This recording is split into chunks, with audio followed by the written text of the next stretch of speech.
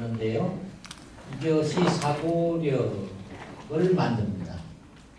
이 사고력을 만들면서 추론 능력을 만들어요. 그 세상을 살아가는데 사고력만 가지고 살아가는 사람이 있고 추론 능력을 가지고 살아가는 사람이 있습니다. 이 추론 능력은 다른 말로 말하면 아까도 제가 말씀드린 지혜라고 말씀을 드렸는데요. 그러니까 사고력이 생겨야 창의력이 생기고요. 창의력이 생겨야 사실은 추론 능력이 추론 능력이 생겨야 창의력이 생깁니다. 그래서 결국은 창의력, 새로운 걸 만들어내고 하는 거 어디서 나올까요? 언어에서 나옵니다. 그래서 인간 태어날 때 한 5세까지는요. 조금 전에 이제 학습 언어라고 말씀하셨는데 원래 태생어 태어날 때 부모가 주양육자 누구나 그 주양육자의 언어로 배우기 시작하잖아요. 그죠? 원래는 동일 문화권입니다. 자기 문화권에서 배우는 언어를 사용해서 그걸 가지고 사고 체계를 가져요. 이 우랄 알타이역의 이 동남아 계통에 있는 어순하고 유럽 쪽의 어순이 다르잖아요. 사고 체계가 틀립니다. 그래서 유럽은 잘 하면은 그 7, 8개국어 하기는 쉬워요. 근데 거기서 한국 와서 하면은 이쪽에 와서 언어를 하면 그렇게 쉽지 않습니다. 서로 같이 하기는. 그쪽은 같아요. 이쪽도 중국어, 일본어, 한국어 같이 하기는 쉬워요. 예, 쉬운데 어쨌든 이제 문화권이 서로 틀리기 때문에 중요한 거는 3세에서 한 5세까지는 그 주학습 언어, 주된 언어를 원래 누구와의 엄마와의 주양자와의 상호작용에서 어떤 언어를 활용하는가가 정해집니다. 그것이 이제 문화권에 있는 쪽의 언어를 먼저 사용하게 하는 것이 좋다라는 생각입니다. 저도 그런 생각이에요. 그러니까 한국에 오셔서 아이 낳았다. 그럼 한국어로 먼저 사고를 하게 만들려면 한글부터 먼저 가르쳐야 되고 엄마가 가지고 있는 다른 나라 언어가 있어도 그거는 나중에 하셔야 돼요.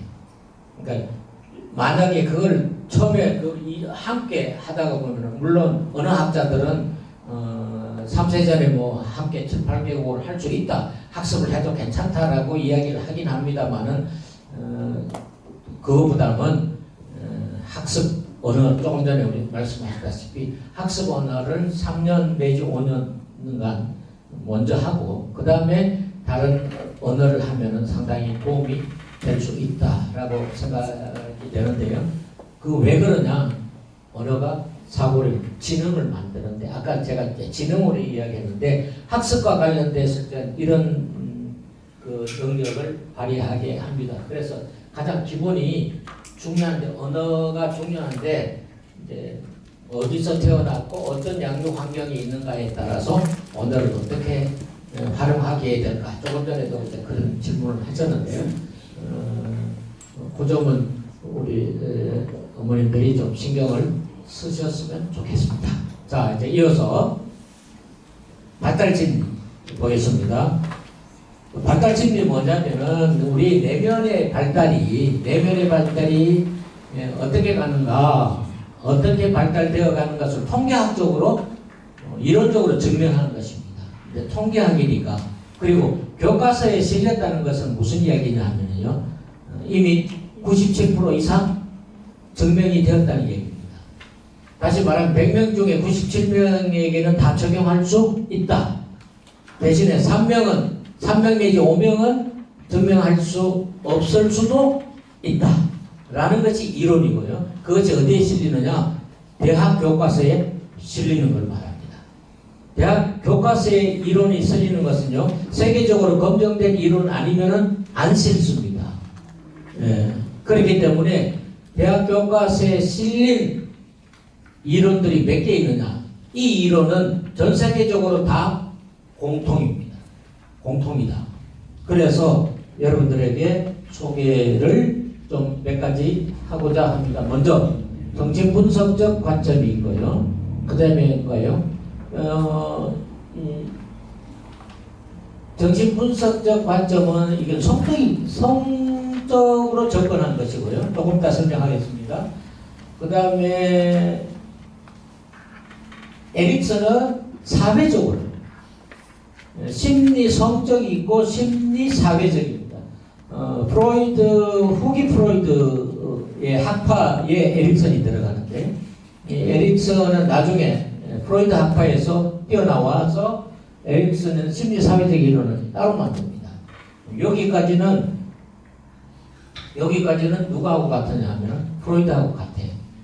그럼 여기는 전생의 논의까지 전생에 그래서 사회적인 예. 그래서 에릭슨을 배우고 프로이드와 에릭슨을 아셔야 되고요. 그다음에 인지 발달에는 뷰고스키가 있고 피아제가 있습니다. 유명한 두 분의 이론을 잠시 소개를 할 테고 그다음에 행동주의 있고요. 그다음에 생태환경 이 최근 이론입니다. 1970년대 나온 이론이 생태 환경적 이론인데 생태 체계적 관점에서 이거 이후에 나온 이론은 아직까지도 교과서 대학 교과서 실린 이론은 없습니다. 그러니까 가장 최후 이론이다. 생의 발달 인간의 발달을 설명하는 이론 중에서 가장 마지막 이론이다. 현재까지는요. 이렇게 몇 가지 이론들만 간단하게 소개를 좀 하겠습니다. 이게 한 300~400개 될 거예요. 이 페이지가. 이거 올려드려서 여러분들에게 다 드릴 거니까 필요한 부분은 여러분들이 참고해서 공부하시기를 바라고요. 자, 그럼 먼저 최초 발달 이론, 최초 과학적으로 그 전에 아리스토텔레스다, 소크라테스다 뭐 이야기했죠. 인간의 발달은 무엇이한데 인간은 뭐로 구성되어 있다, 뭐 인간의 심리는 어떻다 이런저런 이야기들을 많이 했습니다. 그건 다 뭐냐면 가설이었고요, 가정이었습니다. 예. 근데 과학적으로 증명되지 않았던 것입니다. 최초로 인간의 발달에 대해서 설명하는 과학적 최초 이론이 바로 프로이드입니다. 그래서 프로이드를 유명하다고 하고 천재라고 하죠. 어쨌든 프로이드는 인간을 뭐로 봤느냐 하면요. 인간의 발달을 뭐로 봤느냐 하면 최초로 생각한 점이 뭐였냐면은 바로 성입니다. 성적 심리 발달 이론을 설명한 사람이 프로이드입니다. 그래서 인간의 생체를 잘 연구해서 그걸 과학적으로 증명해서 정신분석 이론을 만든 사람이 프로이드입니다. 예, 그 뒤를 이어서 안나 프로이드가 다시 또 이어갑니다만은 그 안나 프로이드 이야기는 청소년기 때 나오기 때문에 그건 좀 뒤에 이야기를 하고요. 오늘은 아버지 프로이드 이론을 통해서 설명하고자 하는데 인간은 태어날 때 뭘 가지고 태어나느냐. 최초로 태어나는 순간 여러분 아이가 태어났을 때 최초 질문이 뭘까요? 아들이냐 딸이냐. 그 말은 무슨 말인가요? 이걸 말합니다. 남성이냐 여성이냐. 인간의 최초 부분이 남성이냐 여성이냐. 여기서 프로이드는 성적인 발달의 특징을 과학적으로 증명해냅니다. 그래서 하나의 이론 체계를 만든 것이죠. 그러므로 프로이드를 이해하려면은 성을 이해해야 되는데 그럼 성은 지금의 여러분들의 성적 심리는 언제 구성되느냐. 그리고 이 성적인 심리가 다른 부분에 자아 구조에 영향을 미친다라고 설명을 합니다. 이 성적 심리가 그러니까 성적인 어떤 의미가 나를 만드는 자아 구조에 영향을 미치더라라는 것입니다. 왜? 조금 전에 제가 첫 시간 이야기했다시피 나라는 존재는 태어나자마자 뭔가요? 동물이죠. 맞습니까? 여러분 대화해 보셨나요? 아이하고 태어난 지 한 살, 하루 된 아이하고 대화해 보셨나요? 말 통하던가요? 그 말 안 통하는 거는 다른 동물이나 얘나 똑같아요. 그래서 동물이에요. 그걸 뭐라고 동물적 근성. 여러분 동물적 근성을 뭐라고 하는지 아시죠? 성적 근성이라고. 맞나요? 쟤는 동물적 근성을 가지고 있다라는 표현은 이쁘게 표현하는 것이고요. 성적으로 뭐 표현하는 것은 나쁜 표현입니다. 그렇듯이 인간은 최초 태어나는 순간 뭘 가지고 태어났다? 성을 가지고 태어났다. 그러니까 남성과 여성을 가지고 태어났죠. 그럼 남성의 특성이 있고 여성의 특성이 있어요. 그래서 남성의 성적 심리가 자라고 여성의 성적 심리가 자라는 거예요. 그래서 그렇게 되면서 자아 구조를 만들어 가는데 제가 질문 하나 하겠습니다. 3살 때 기억나시는 분? 2살 때 기억나시는 분? 1살 때 기억나시는 분? 없죠? 근데 다른 사람은 4살 때 혹은 5살 때 기억나시는 분이 있을 겁니다. 맞죠? 근데 3살 때 기억나는 사람은 이 지구촌에 한 명도 없습니다. 그래서 프로이트가 유명합니다. 3살 때 기억이 3살 때 어떤 것이 저장되어 있는가를 알아내는 것입니다. 그런데 중요한 것은 3살 때까지 어떤 심리가 내 마음속에 자리 잡느냐에 따라서 내가 만들어진다 그랬죠. 내가 만들어지는 가장 기초를 형성한다. 그러니까 나중에 20살 때, 30살 때 나타나는 행동이 그동안에 안 나타나는 행동이 어떤 상호작용에서 갑자기 툭 튀어나오는 행동이 있을 거예요. 있어요. 그것을 규명하는데 사용하는 이론 체계가 바로 이겁니다. 왜 그동안은 쭉 10살 때도 20살 때도 30살 때도 그냥 균형적으로 늘 나타나던 행동, 태도들이 있었어요. 그거는 예측해 볼 수 있어. 왜? 지금까지 그렇게 왔으니까 앞으로도 그렇게 할 거다. 지금까지 그리 보이니까요. 지속해 왔으니까 앞으로 예측 가능한데 어느 날 갑자기 나타나는 행동에 대해서는 전혀 예측이 안 되는 거예요. 그럼 이게 뭐지라는 겁니다. 이게 뭐지? 얘한테 갑자기 뭔가 행동이 나타나. 갑자기 폭력이 나타나. 갑자기 이상 행동이 나타나요. 갑자기 문제 행동이 나타나. 이게 뭐지? 라고 했을 적에 행동은 그런 의식의 행동은 과거의 무의식 속에 잠겨 있던 것이 어느 날 툭 튀어나오더라. 근데 평균적으로 평상시에는 전의식 속에 있는 여기 프리컨셔스라고 해서 전의식을 합니다. 이 전의식 속에 다시 말하면 내가 좀 고민하면은 끄집어내서 쓰는 거예요. 사고가 다시요. 내가 이렇게 해야 되겠다. 저 사람의 이러한 행동에 대해서 내가 이렇게 반응을 해야 되겠다라는 것은 내가 생각하는 순간 머릿속에서 바로 끄집어내서 언어로 표현하든 행동으로 나타내든 뭐 표정으로 나타내든 다 나타나요. 보통 대부분 어디서 나타날까요? 전의식 속에서 의식세계로 끄집어냅니다. 끄집어내서 나를 표현해요. 나를 드러내요.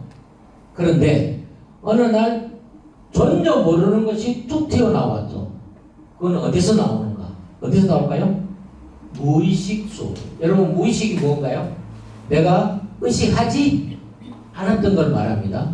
지금까지 한 번도 의식하지 않았던 걸 말합니다. 그 의식하지 않았던 것이 툭 튀어나오는 거예요. 그것은 어디에서 나온 것이냐? 그래서 의식이 어디서 나오느냐? 의식은 어디서 나오느냐? 어디서 나올까요? 무의식 속에서 나옵니다.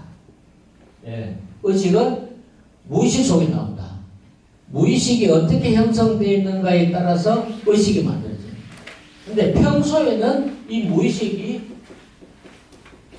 어떤 것으로 끄집어내서 쓰느냐 하면은 전의식을 가지고 쉽게 끄집어내서 쓰는데 전혀 느끼지 못하고 알지 못하고 의식하지 못했던 무의식은 뭔가요? 의식하지 않았던 걸 말하는 이것이 어느 날 툭 튀고 나와서 의식, 행동, 표현을 말하는 겁니다. 이걸 의식이라고 하는 겁니다. 행동으로 나타내든 언어로 나타내든 이게 나타나는 것은 의식이라고 합니다. 대부분 우리가 전의식 속에 나타나는데 어느 날 전혀 나타나지 않더라.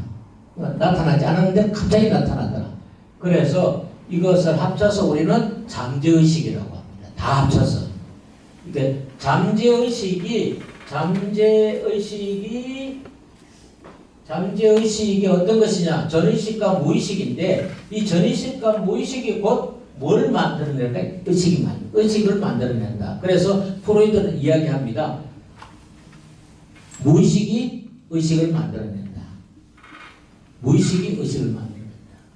전의식은 알 수 있어요. 왜? 내가 금세 끄집어내니까. 근데 무의식은 아나요? 모르나요? 모르죠. 그러면은 갑자기 폭발적인 의식 세계에서 튀쳐나오는 것으로 인해서 내가 괴로워할 경우에 이게 좋은 모습이면 괜찮은데 그것이 부정적이고 나쁜 의식에서 나온 의식 세계로 나온 것이었다면은 이게 뭘까를 알아야 될까요? 몰라야 될까요? 알아야 치료가 가능하죠. 그것이 바로 무의식이 무엇인가를 알아내서 의식을 고쳐나가자. 치료하자. 이걸 치료하자. 그것이 바로 정신분석 치료라고 합니다. 예. 그래서 이걸 알아내는 방법이 뭔가? 그런 것을 고민하면서 알아낸 것이요. 내 자아 구조가 그러면 이렇게 생겨 있더라. 그 무의식이라는 잠재의식이라는 이 잠재의식이 어떤 모습인가? 그러니까 나라는 존재에 전의식, 무의식이 다 포함되어 있는 나라는 존재가 어느 날 내면 속에 있다가 의식 세계로 나와서 나를 드러내는데 전혀 이 나를 드러내는 것 중에서 이 부분은 전혀 내가 잘 모르는 것들이 나오더라. 대부분 우리는 뭘 사용하느냐 하면은 요 전의식 일부만을 끄집어내서 나는 사용하는데 근데 실제적으로 나를 끌어가는 것은 이쪽으로 끌고 가느냐 이쪽으로 끌고 가느냐는 무엇이 지배하느냐 이 전의식보다는 이 속에 있는 것이 지배를 해 나가는 겁니다. 무의식이 어떤 것이 형성되는가가 나를 끌고 가는 거예요. 조금 더 제가 나가서 미리 설명을 드릴게요. 프로이드와 프로이드 제자들과 합쳐서 이 사람들이 만들어낸 게 뭐냐면 도대체 그 무의식이 나를 만들어 간다니까 나를 만드는 나의 성격을 만들어 가는 거예요 사실은요. 근데 그 성격이 도대체 무의식이 뭐길래 이 성격을 만들어내지? 사람마다 다 틀리는데 그래서 무의식을 분석을 했습니다. 분석을 해서 16가지로 나누었습니다. 그것이 바로 MBTI입니다. 이 MBTI는 바로 프로이드로부터 출발했다라고 볼 수 있습니다. 프로이드는 뭐를 분석했을까요? 무의식이요. 이 무의식이 A라는 형태도 있고 B라는 형태도 있고 C라는 D, E, F 하여튼 다양한 모습으로 깔려 있는데 그건 내가 알지를 못해. 근데 내가 행동하는 것은 내가 긍정적이다, 내가 적극적이다, 내가 열정적이다, 나는 부드럽다 뭐 이런 다양한 생각들을 외향적이다, 내향적이다 하는 것은 여기서 끄집어내는 것도 일부 있지만은 대체적으로는 이 안에 것들이 나를 만들어 가더라는, 나를 이끌어 가더라는 것입니다. 그래서 이 무의식이 도대체 어떻게 만들어졌는가를 분석하는 것이 상당히 중요하겠죠. 그래서 그걸 알아봤더니 바로 인간은 성적 심리에 의해서 이 무의식을 만들어가면서 나를 만들어가더라 라는 것을 알게 되었고요. 그것을 표현하는 것을 이렇게 표현했습니다. 나라는 존재는 세 가지 나가 만들어져 있다. 자, 그럼 이렇게 설명하는 겁니다. 그럼 아까 제가 나의 정체성 이제 이야기를 했는데요. 나라는 존재는 셀프, 영어로는 셀프고요. 이고 말합니다. 나라는 존재를 이고, 에고, 이고 이렇게 표현하죠. 이 나라는 존재는 바로 앞에 의식이 드러나기도 하는데 이 나라는 존재가 만들어지기까지 나에게 영향을 주는 것은 어떤 무의식으로 잡혀 있길래 나가 드러나느냐. 그래서 최초의 인간은 태어나는 순간 가지고 있는 것이요. 뭐냐 하면은요. 이대로 태어납니다. 다시 말하면은 본능적으로 태어납니다. 그러니까 동물로 태어난다는 거예요. 이게 본능적 자아입니다. 본능적 자아. 그것이 나는 태어나는 순간 동물로 태어났다. 동물로 태어난 것이 뭐를 태어났다고요? 수컷과 암컷으로 태어났다. 그래서 이게 수컷과 암컷이 나중에 남성과 여성으로 바뀌어갑니다. 여러분 태어나는 순간 아이는 동물로 태어난 거예요. 맞나요? 어느도 모르지. 아무도 몰라요. 동물이나 똑같아. 그가 가지고 있는 막 태어난 아이의 모습이 뭐만 가지고 있느냐? 아직 나는 이건 안 만들어졌습니다. 셀프는 안 만들어졌어요. 근데 뭐만 가지고 있죠? 본능만 가지고 있다. 그럼에도 불구하고 나라는 존재가 일단 있잖아요. 아직 이름도 없고 아무도 없지만은 나라는 존재가 있는 그 본체를 이대로 표현했다. 예. 그런데 이제 상호작용을 하죠. 상호작용을 하면서 지금 제가 상호작용을 합니다. 그러면서 어느 날 너 왜 똥 샀어? 그리고 말 안 해. 어느 날 보기장을 한 잔 딱 맞는 순간 엄마한테 한 잔 맞는 순간 누구지? 남이 있다는 걸 압니다. 남이. 그래서 나를 견제하는 사람이 있네. 나는 본능적으로 좀 살 텐데 다시 말하면 동물적으로 좀 살고 싶은데, 그러니까 편한 대로 울고 편한 대로 싸고 편한 대로 울면은 주니까 먹고, 이거 전부 다 본능이에요. 동물적인 요소예요. 이런 요소로 사는 거예요. 이런 요소로만 살고 무의식이 이것으로 잠재되어 있다가 나타나는 것이 뭘까요? 나중에 툭 나타나는 게 뭘까요? 동물적 근성입니다. 이해되셨죠? 이해되셨나요? 이게 이해되셔야 됩니다. 그러다가 그래서 불편하면 울고 싸고 하는데, 나 똥 싸서 이야기하는 아이가 봤나요? 못 봤죠? 예. 어느도 모릅니다. 무조건 편한 대로 그냥 싸는 겁니다. 그럼 누가 치워주죠? 엄마가 다 치워줘요, 기저귀. 그러니까 편하죠. 예. 그러다가 어느 날 너 이제 이만큼 자랐으면은 네가 구분할 줄 알아야지 하고 왜 샀어 하고 맞는 순간에 내가 뭘 잘못했구나 하는 걸 알게 돼요. 왜?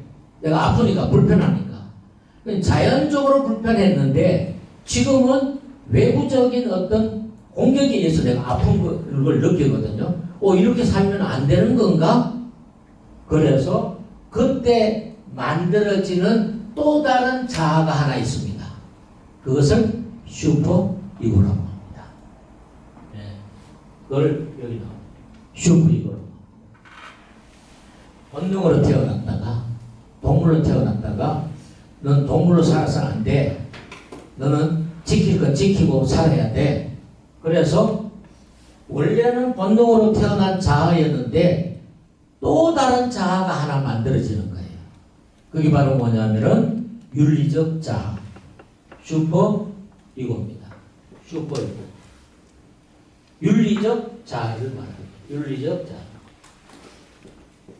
자, 혹시 성경을 아시는 분은 아시겠지만 이 윤리적 자아와 본능적 자아가 상호작용을 하면서 부모와 상호작용인데 점점 자라죠. 그래서 이제 한 3살 가까이 되면은 드디어 걷고 뭐 이렇게 하고 하다가 보면 상호작용을 많이 하잖아요. 하다가 보면은 어느 날 엄마가 나 잘못하는 거 보고 때리려고 할 수도 있죠. 주춤하죠. 주춤합니다. 어떻게 살아야 되지? 이렇게 살까? 저렇게 살까? 둘 중에 갈등을 하는 거죠. 예. 불법적으로 살까? 법적으로 살까? 불법적으로 살까? 법적으로 살까? 잘 보십시오. 불법적으로 살까? 법적으로 살까? 여기에 내가 만든 요 사이에서 조절을 하면서 내가 만들어지는 거예요. 어떻게 해요? 이렇게 되는 거예요. 이렇게 되는 거예요. 이해되셨나요? 이 부등호 이해되시나요? 이게 이렇게 되는 경우도 있을 겁니다.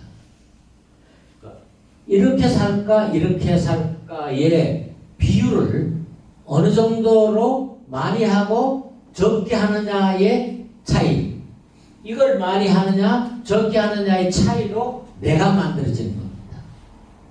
이해되셨나요?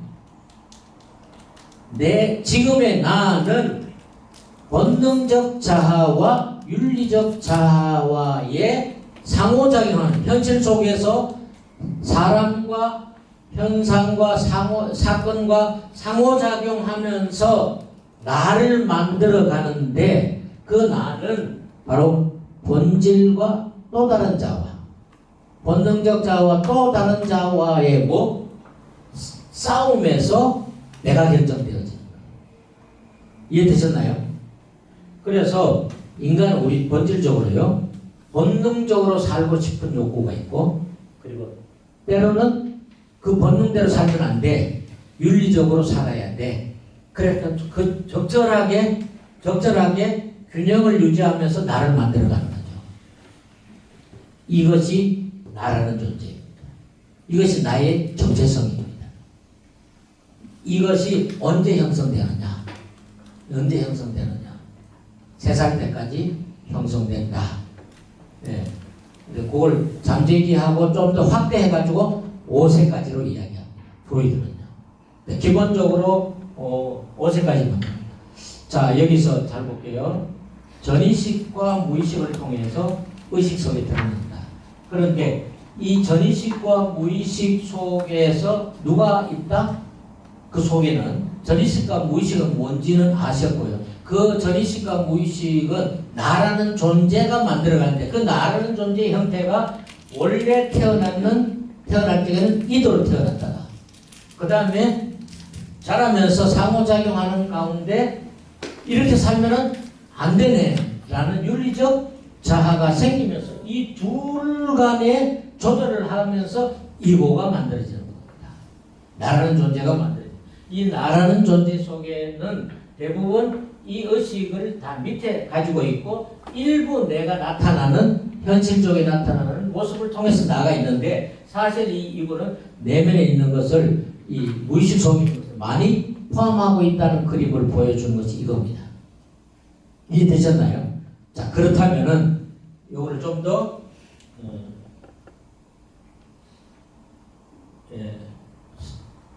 이거 원초와 본능적 자 원초와 그 다음에 초자 슈퍼이거를 윤리적 자를 초자, 이 둘 사이에서 자아가 만들어진다. 그럼 초자는 욕구와 충동. 욕구는 뭔가요? 본능의 욕구를 말하는 것이고, 충동을 본능과 욕구와 충동, 본능이죠. 억제하는 것은 왜 억제해야 될까요? 슈퍼이거죠. 그래, 쾌락보다는 도덕적이고 완벽함을 추구합니다. 자, 이 비율에 따라서 어떻게 달라지느냐, 제가 한번 쉽게 설명할게요. 만 3세까지요. 만 3세까지 엄마가 어떻게 양육하느냐.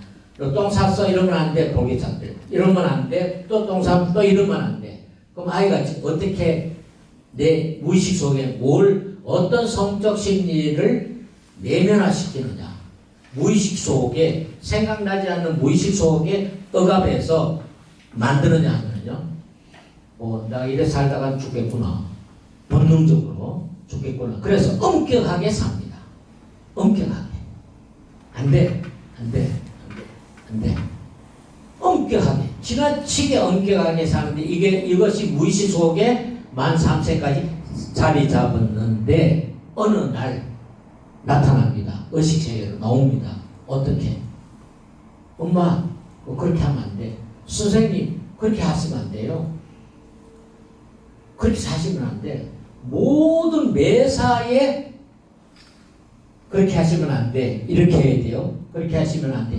완벽주의자가 그렇게 해서 만들어져요. 여러분, 완벽주의자가 좋은 걸까요? 아닙니다. 아닌데, 완벽주의는 유아 때 아이를 어떻게 키웠느냐, 특별히 기저귀 갈면, 똥오줌 갈면서 어떻게 키웠는가에 따라서 아이의 성격이 달라집니다. 그래, 똥 싸고 막 우리가 똥 쌌네, 어느 날 보니까 똥 쌌네, 지금쯤은 똥 안 살 때도 되는데, 엄마 응가 이야기 할 때도 되는데, 이놈이 그렇게 안 하네? 그래, 그러거나 말거나, 그래, 알아서 내가 채워줄게.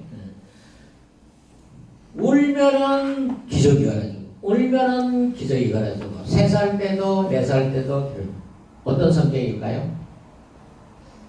이것도 좋고 저것도 좋고, 태만한 성격으로 자리 잡습니다. 이해되셨나요? 이런 것을 분석해서 16가지로 나눈 것이 MBTI, 나 이 말입니다. 맞나요? 그러니까 다시 말씀드린, 나의 내면에 있는 의식세계, 무의식세계가 어떤 것이냐. 이 무의식세계에 자리 잡고 있는 것이 동그라미형이다. 그러면은 나중에 이 사람은 어떤 모습으로 자라냐면은, 모습이냐, 동그라미로 자랍니다. 동그라미 모습으로 나타납니다. 세모로 무의식 속에 잠겨져 있다. 그럼 세모로 나타납니다. 어느 날 이렇게 자리 잡고 있는데 이런 행동이 나왔어. 그런데 이 행동에 대해서 도대체 뭔지를 모르겠어. 그러면은 언제 걸 잡느냐? 보통 언제 걸 잡느냐? 만 3세 이전에 무의식이 뭐로 잡혀 있는지를 찾습니다. 그래서 프로이드는 이 무의식을 찾기 위해서 자유현상을, 꿈을 해석합니다. 그래서 자유현상을 하게 하거나 최면을 걸어서 자유현상을 해서 네가 어릴 때 3살 이전에 어떻게 했지, 엄마가 그때 어떻게 했지, 그것을 최면이나 혹은 자유현상이나 혹은 꿈을 해석해서, 꿈은 왜냐하면 무의식 속에서 나오는 거니까요. 그 꿈을 해석해서 심리 치료를 합니다. 현재 문제 행동을 본인이 알지 못하는 문제를 치료하는 것이 바로 심리상담 치료입니다. 자, 여러분, 바로 우리 인간은 이런 모습으로 그 자아를 형성하고 있다라고 설명하는 사람이 바로 프로이드다. 자, 그렇다면은 이 심리성적 이론은 그러면은 어떻게 자리 잡아서 하느냐, 이걸 여러분들이 잘 아셔야 됩니다. 자, 제가 프로이드는 이 무의식 속에 뭘 형성하느냐, 성적 심리를 형성한다. 근데 이 성적 심리가 자라는 모습을 보면서 프로이드가 발견한 거예요. 이 성적 심리가 어떻게 자라는지를 발견한 겁니다. 이 성적 심리가 의식을 자극할 만큼 엄청 강한 게 나를 움직여가는 중요한 요소로 설명을 하고 있습니다. 자, 그럼 어떻게? 구강기, 항문기, 난근기, 잠복기, 생식기인데요. 난근기까지가 있습니다. 요게 태어나서부터 만 1.5세까지는 구강기, 모든 욕구와 쾌락을 입과 입 주변을 통해 연결해서 해결합니다. 잘 보세요. 성적 심리가 가장 성적 심리를 뭐로 표현했느냐 하면요, 리비도로 표현했습니다. 리비도라는 말을 씁니다. 리비도가 뭐냐면 성적 심리를 말하는데요. 이 성적 심리가 태어나는 순간 아기는 최초에 어디에 성적 심리가 있느냐? 입에 있다. 입에 있다. 맞나요? 최초 태어난 아이가, 잘 보십시오. 불편하면은 외치는 게 뭐였다 그랬죠? 울음입니다. 그때 엄마가 이 불편함을 해소하기 위해서 해주는 역할이 뭔가요? 주물러 주나요? 마사지 하나요? 네. 바닥 찌를까요? 아닙니다. 어떻게 해야 되죠? 도주로 먹을 걸 해소해야 돼요. 그러면 이 불편함이 어떻게 되나요? 해소가 되죠. 그리고 뚜껑칩니다. 뭐 할 적에 엄마로부터 젖꼭지를 물고 여기를 통해서 여기에 뭐가 있다는 겁니까? 리비도가 입술에 있다는 겁니다. 그래서 문제를 욕구를 해결하는 걸 뭐를 해결하느냐? 입술을 해결합니다. 그때 어떻게 수유를 하고 어떻게 아이에게 젖을 물리느냐? 빈도에 따라서. 그래서 1.5년간 1년 반 동안 부모가 아이가 울 적에 젖꼭지를 물려주느냐, 공간 젖꼭지를 물려주느냐, 우유를 먹이느냐, 이런 거에 따라서 아이는 무의식 속에 다양한 심리를 저장하게 됩니다. 그래서 중요합니다. 예. 분유가 중요하냐, 모유가 중요하냐, 이야기 많죠? 맞습니까? 그 유가 중요한 게 아니고 아이를 젖꼭지를 물려서 아이에게 내 체온을 전달해서 아이에게 만족감을 주느냐에 편안함을 해결하는, 불편을 해결할 수 있는, 불편을 해결합니다.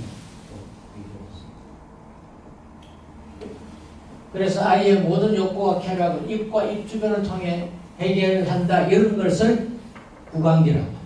구강기.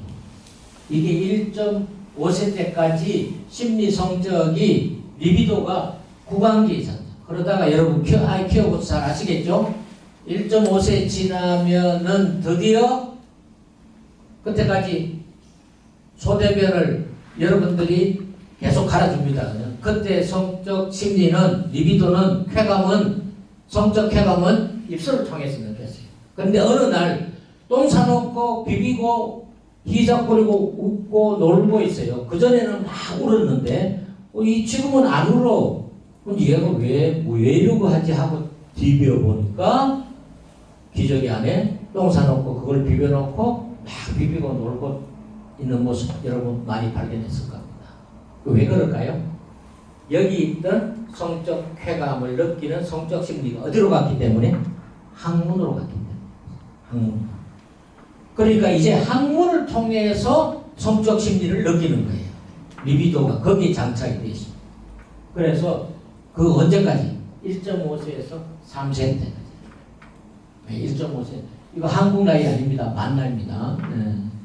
1.5세에서 3세. 신체 쾌락 부위가 항문과 항문 주변에 집중합니다. 이렇게 되면서 아이의 무의식 속에 어떻게 배변 활동을 어떻게 시키는가에 따라서 규칙을 잘 지키는 아이와 규칙을 못 지키는 아이로 구분되는 아이로 무의식 속에 자리 잡게 됩니다.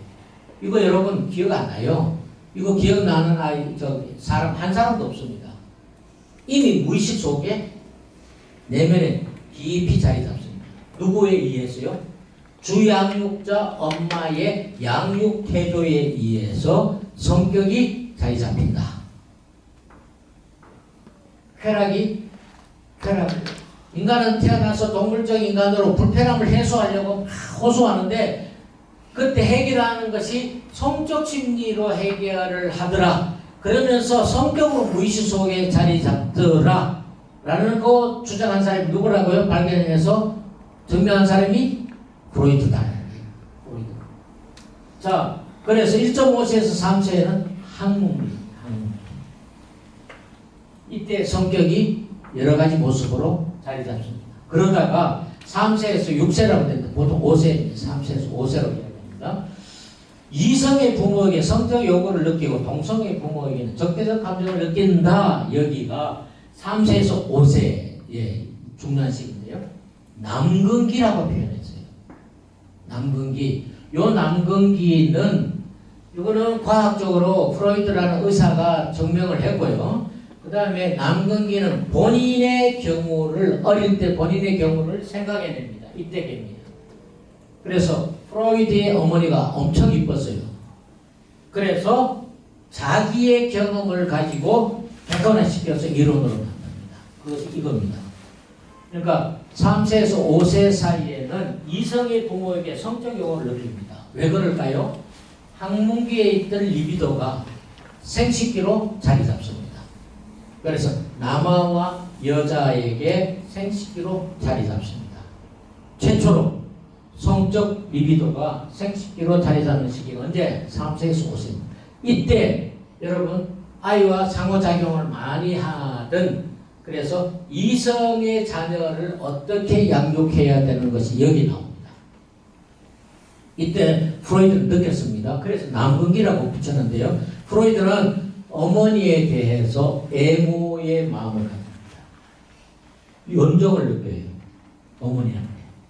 그리고 그것을 누구한테 방해받느냐? 누구로부터? 그래서 엄마한테 다가가려고 하지만은 아빠가 옆에 있습니다. 어떤 아빠요? 엄격한 아빠가 눈을 부릅뜨고 막 떼고 떼내고 뭐 그러죠.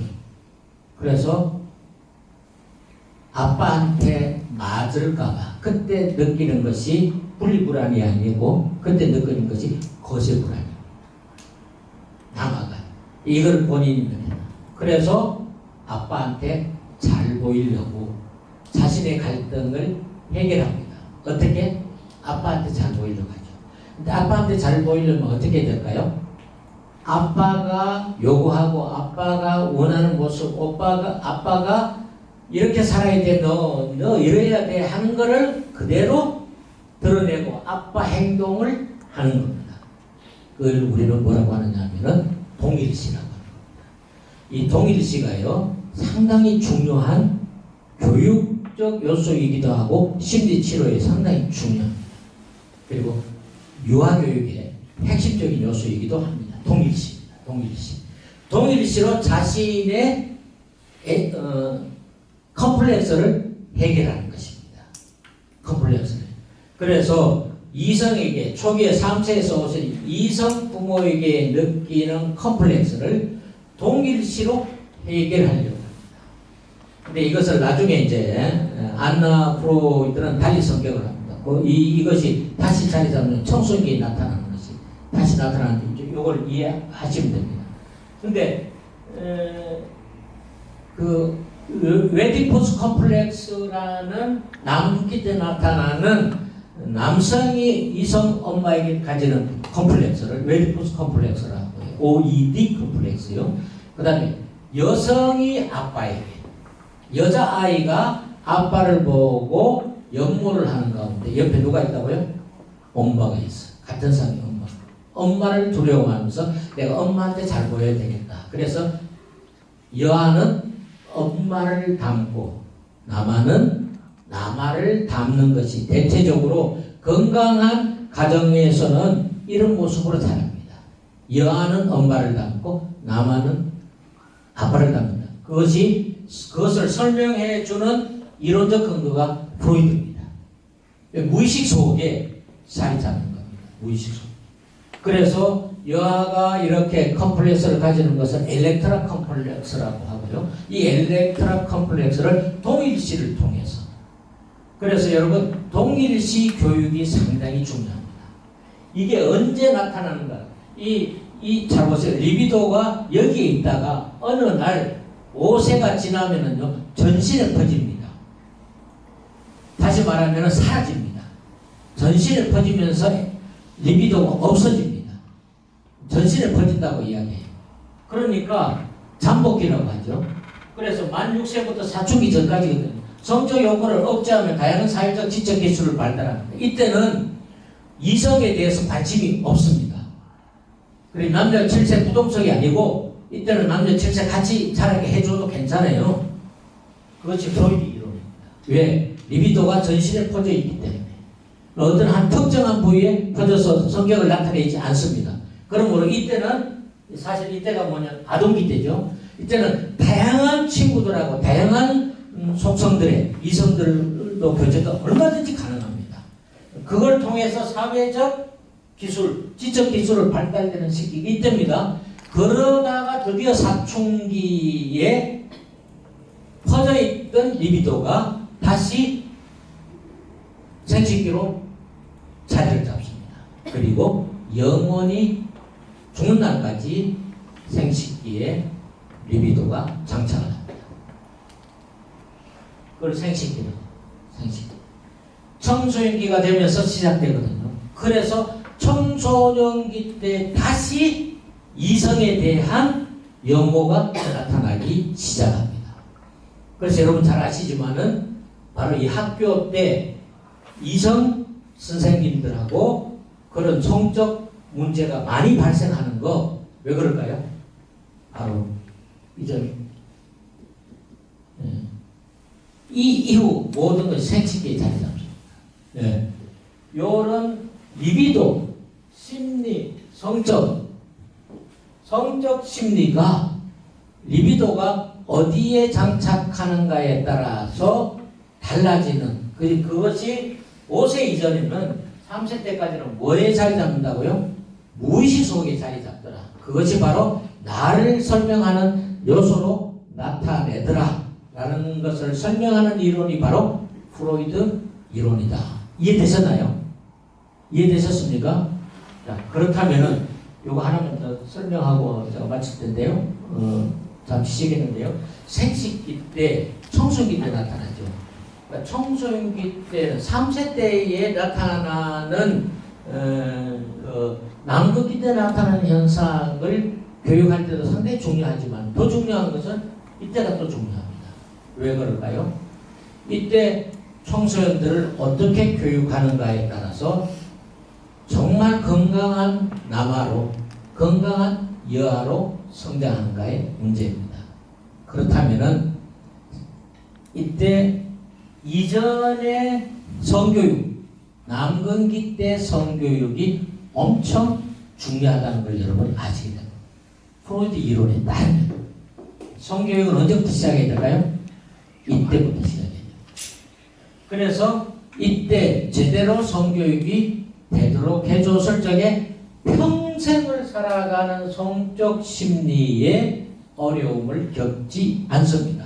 그런데 제가 알기로는 많은 사람들이, 성년이 된 많은 사람들이 남이 알지 못하는 성적인 많은 병적 문제들을 가지고 있습니다. 심리적, 성적, 심리적 문제를 가지고 이것이 결국은 부부 사이를 그리고 조직 속에서의 많은 문제들을 그리고 내 행동에 영향을 미칩니다. 저는 제가 이 프로이드의 심취한 이후로 정신분석 이론을 가지고 저는 정신분석 상담을 잘합니다. 그러니까 현재 문제 행동을 어디를 과거에 3세 이전에 어떤 모습으로 자랐는가 거기에 관심을 저는 많이 가집니다. 그래서 사실 초기에 우리 어머님들의 주양육자의 자녀를 어떻게 교육시키는가가 정말 중요하다. 제가 여기까지 프로이드만 우선 소개하고 잠시 쉬었다가 다른 이론을 소개할 텐데요. 이것을 담아있는 이론적인 체계를 담아있는 책이 발달심리학 책입니다. 제가 여러분들이 발달심리학 책을 읽는데 도움이 될 수 있도록 지금 제가 설명을 하고 있거든요. 쉽게 설명을 노력하고 있습니다.